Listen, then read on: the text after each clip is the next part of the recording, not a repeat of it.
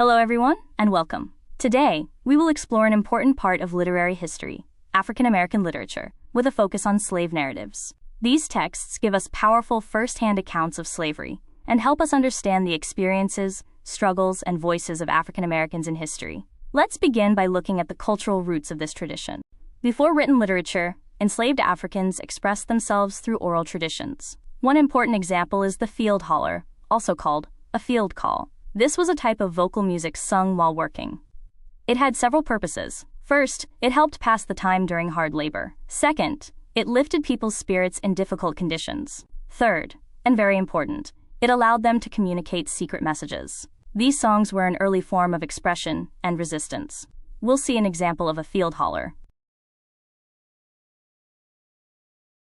Here. On down the mountain.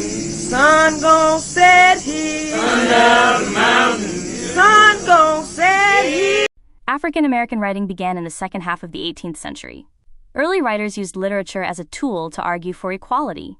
They wanted to show that the idea, all men are created equal, should also apply to Black Americans. Their writing was not only artistic, but also political. It demanded human rights and challenged injustice.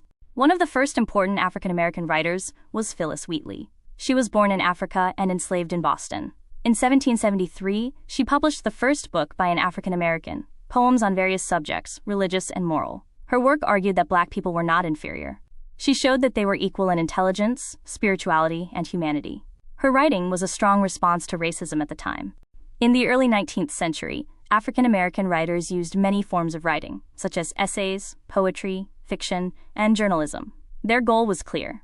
They wanted society to recognize that slavery was morally wrong. During this time, the first African American newspaper, Freedom's Journal, was published in 1827. This shows how writing became a powerful tool for activism and social change. Several writers played an important role in this movement.